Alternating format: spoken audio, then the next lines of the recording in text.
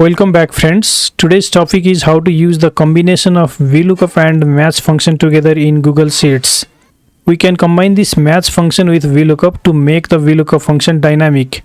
It means we can apply the VLOOKUP function in one single cell, then we can copy the same formula for other cells. Before starting using the formula, first of all let's understand the data. In this Google Sheets document, I have the details of product name and their quantity sold by different sales representatives. My requirement here is to fill this second table with the information of quantity sold for the products given here and for the sales representatives given here. In this case, I can use the combination of VLOOKUP and MATCH. First of all, let me use here the VLOOKUP function only. Press equal to type VLOOKUP, open bracket.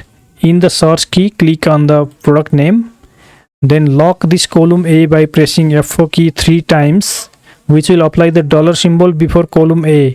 Put a comma. In the range, select the source table range, then lock this whole range by pressing the F4 key 1 time. Put a comma.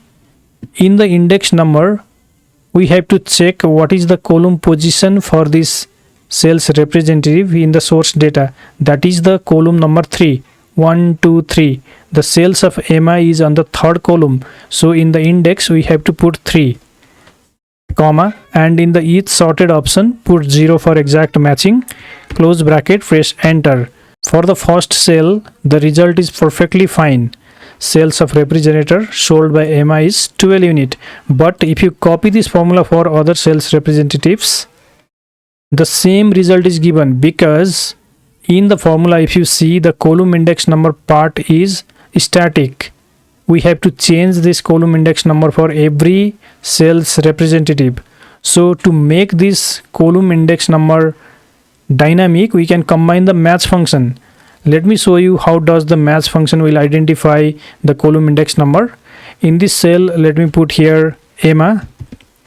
Below this, let me use the MATCH function, equal to MATCH, open bracket. In the search key, click on this sales representative name, put a comma. In the range, select this column header range, comma, and in the search type, put 0 for exact matching, close bracket, and press enter. The result is given as 3 because this sales representative is on the third column of this range. If I change this sales representative name to Michael, the result automatically updates. It is now 5. So by combining this MATCH function inside VLOOKUP, we can dynamically get the column index number. Let me delete this formula and apply here the combination of VLOOKUP and MATCH. In the first cell, press equal to, then type VLOOKUP, open bracket. In the search key, click on the first product name, then lock this column A by pressing F4 key 3 times in the keyboard, then put a comma. In the range, select the source table, lock this range by pressing F4 key 1 time, put a comma.